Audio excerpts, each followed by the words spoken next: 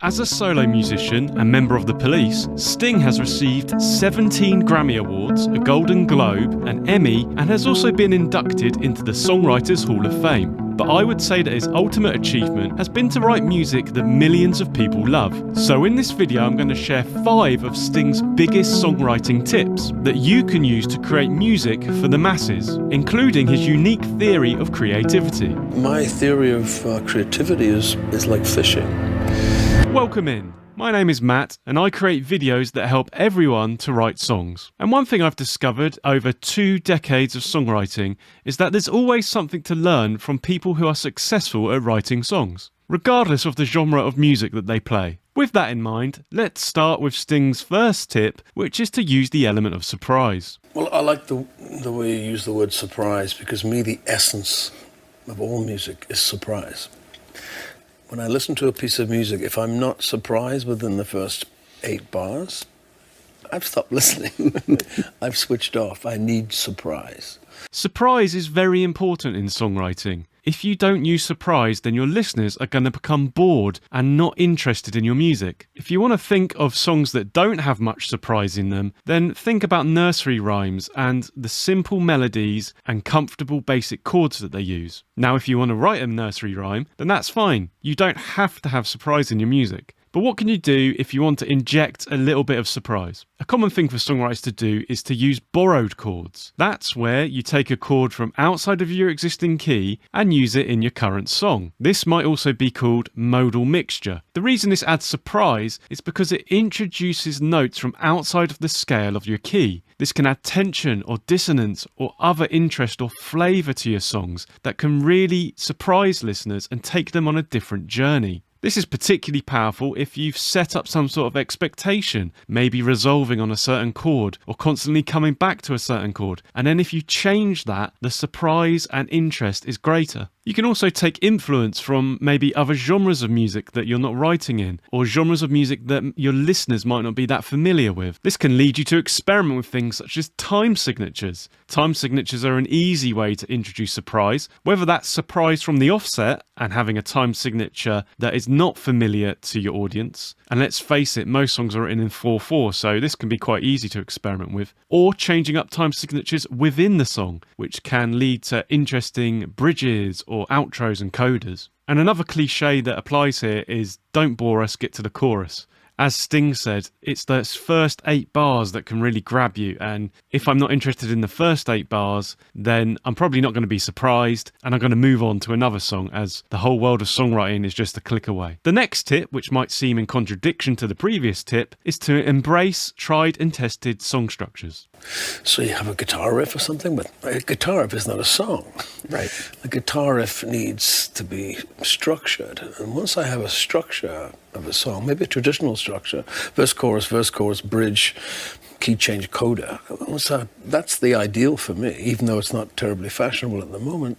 The structure tells me a story. Quite often with songwriting, the first thing that gets you going is a spark of interest, whether that's a guitar riff, a certain chord progression, or something else. But once you've got that initial spark, sometimes you need some structure to build around. A guitar riff on its own is not going to create a song. As Sting has said, he often relies on a verse, chorus, bridge, key change, outro structure for his songs. So if he's got some sort of inspiration, he can try and work it into that structure.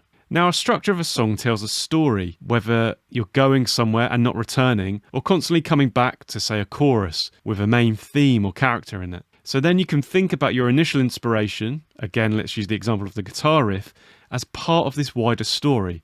Where does it fit into the story, and how can you construct other elements around it? And in this case, the music will tell you where to go next. Maybe there's a particular interval or something in the riff that you can then expand upon in other parts of the song. Maybe the guitar riff spells out a certain chord or certain chords that you can use within a progression. This is where a little bit of music theory helps, because maybe you can then work out what key this guitar riff is in, or what key or chord progression the guitar riff is implying it should be in. So don't be afraid of tried and tested song structures and formulas. Sometimes a few constraints can actually free you up and make you feel that you can go anywhere with your music. And that can be really liberating, because then the inspiration can be expanded upon within the limitations of a song structure.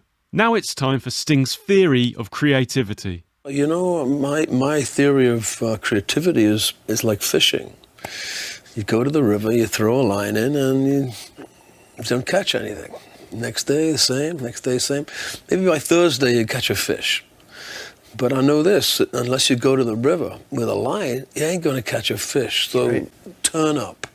You turn up in the studio with your musicians, be patient, something will happen. If you apply Sting's theory of creativity, where you're constantly going back and fishing in the river for new songs, then if the song you've just written doesn't resonate well or isn't particularly good, it doesn't matter. It's not a judgment on you as a person. It's just part of the process, the creative process.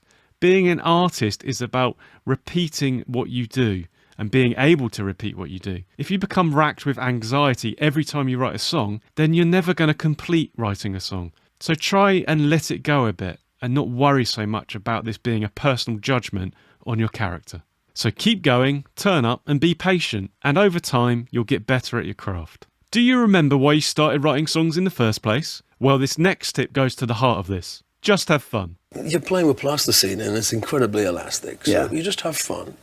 And say, let me just sit with that for a while. You go for a walk and say, okay, I know what to do now. I put a verse in there and then a key change here. It's a jigsaw.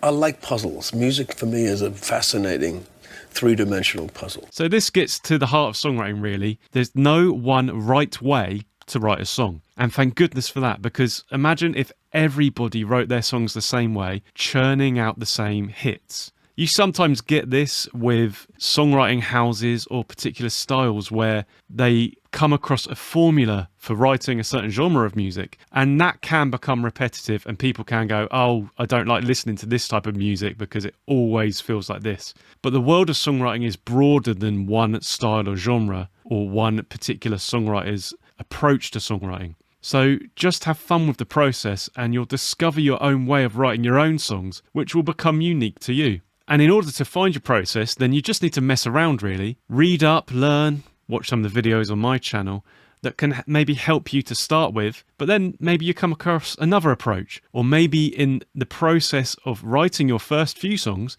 you discover another approach that you really like. It's completely up to you, but just have fun with it and experiment. That's the beauty of songwriting. It's all about creativity. And the next tip is to take it to the bridge. For me, the bridge is therapy. You know, you set a situation out in a song. My girlfriend left me. I'm lonely. Chorus, I'm lonely. And then you get to the bridge. There's a different chord comes in, and I think maybe she's not the only girl on the block. You know, maybe I should look elsewhere. And that viewpoint leads to a key change in the coda where things aren't so bad. So it's kind of therapy, and that's therapy for me.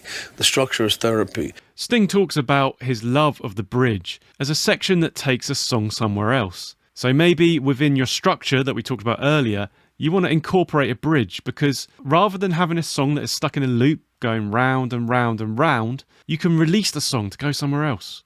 Now the bridge might just be a stepping stone to another new section, or to an outro, or to the end of a song. Or it might be a bridge that you get to and then you think, actually I want to go back to the chorus or the verse because that's where I feel safe. So it's a great tool for you to go somewhere else in your music. As we've been talking about experimentation, it can also be a section where you experiment with something new, a new chord or a key change.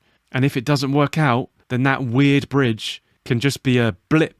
Sometimes the hardest thing with songwriting can just be getting started. The solution to this is just to keep it simple. Major key chord progressions are a great starting point, which you can learn all about in this video over here. So check out that video next, and I'll see you over there.